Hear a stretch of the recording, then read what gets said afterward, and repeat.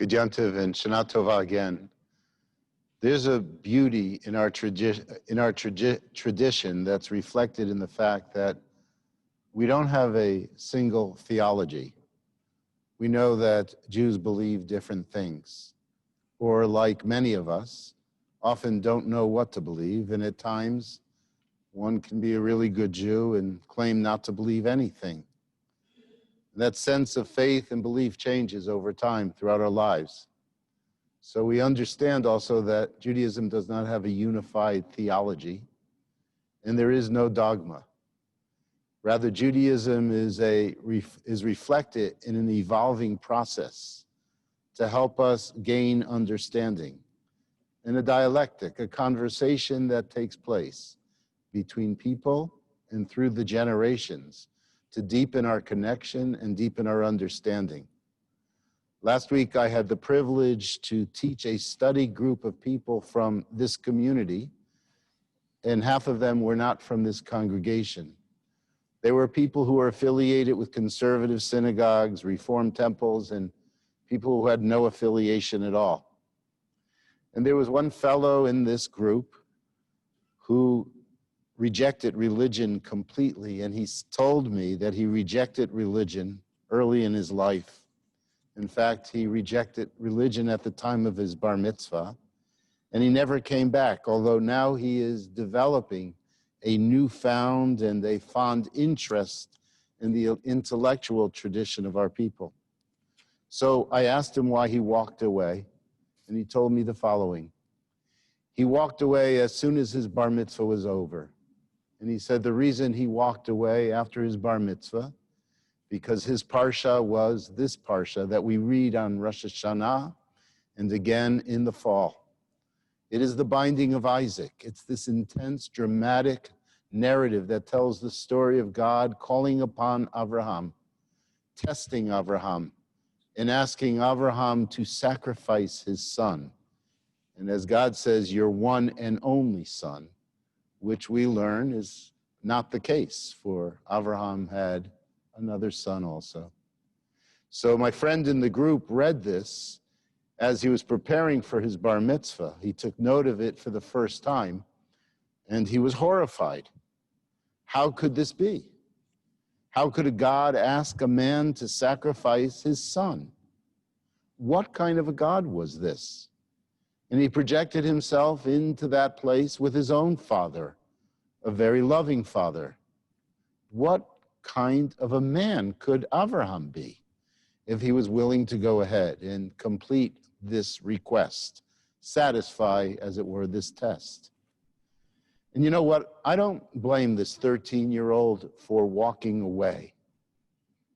There would have been something missing in his heart and even in his brain to have found that acceptable. If he asked his rabbi, his teachers, or his parents the question, and he got some answer to silence him, then why would he hang around? The question is this what true faith means? What would you say to the young boy? I would love to be able to unmute the 436 participants right now and have a conversation. What would you tell this young boy? What I know is that you have to be bothered by the text. If you have any sensitivity to life or to the life of a child, it just doesn't sit comfortably. And what I also know is that there have been tomes and tomes of commentary written about this specific text because it never sat comfortably. And so it depended on an interpretive process. Let me tell you what I told him as a man now, a man of about 70. I told him how horrific it must have been to you as a 13-year-old to have read this text and not received an understanding that would allow him to make some sense out of the text. And I told him I feel particularly badly because I think it robbed him of something really important. And then I proceeded to tell him that I too grapple with this text. I grapple with it now. I grapple with it when we'll read it again as we're in the middle of Breshit. I grapple with it when I teach it.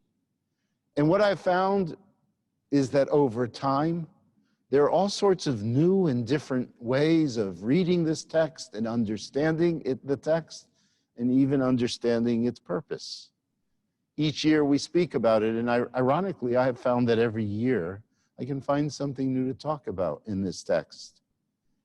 I remind him that at the end, God provides the ram to sacrifice. So maybe it would have been better if we read the text backwards.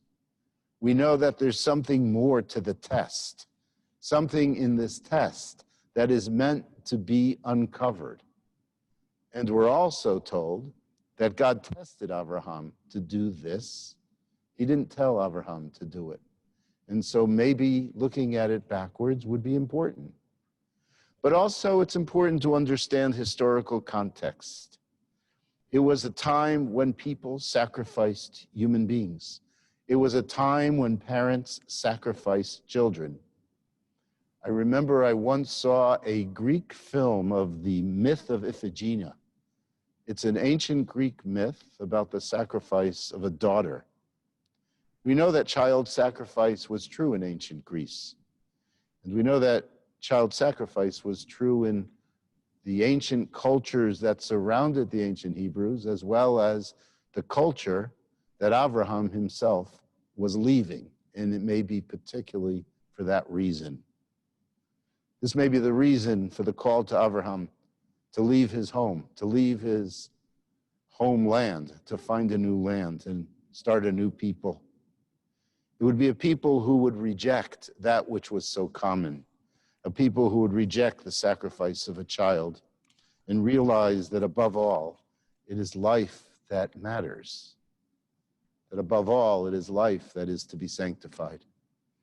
Abraham would begin a nation based on tzedek and mishpat, based on justice, righteousness, and kindness. It would be a nation that rejected the abuse of any kind of power, where no man could claim a right to kill any man. The great Danish philosopher Kierkegaard called Abraham the knight of faith. And for too long, we learned that this was an acceptable submission. It was an acceptable response to the test. But Kierkegaard indicates something else. And that is, he indicates that faith is not a virtue when it leads us to do that which is unethical or immoral. Our truest faith must stand up to the test of morality.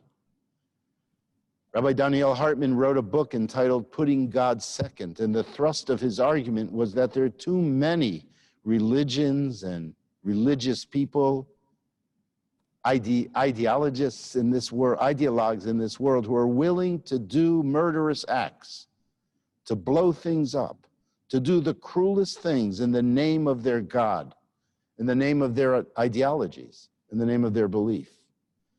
And we can't accept that, obviously. Whose God is speaking? Ethics and morality that support humanity is what has to lead. And our God must be the God who demands life, who demands ethical behavior. What astonishes me is that every year, as I mentioned, I see in the text I can find new meaning. And as a serious reader of the text and simply as a human being, I change. And I know that we live in a world that changes. Experience in the passage of time teaches us. So what's new here? Well, perhaps in the midst of COVID-19, we can see this narrative, in fact, speaking to the priorities that we have placed on our response. We all know that a healthy economy is really important, but a nation will never be healthy. It'll never stabilize when thousands of people a day are dying and we don't have it under control. But a people who can support themselves and support vulnerable lives first prioritize health and life. And so after months now living in an environment of ambivalence about shutting down, about wearing masks, about taking care of the elderly and the vulnerable, about testing and contact tracing, we see that we're still suffering. And as a leading country in the world, there are third world countries doing better than we are.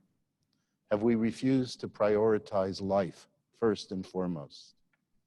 I think perhaps we have. And so above all, we learn then, on this birthday of the world, life is the most precious gift of all. Our faith in God is measured by our affirmation and protection of life. Choosing life is the ultimate commandment.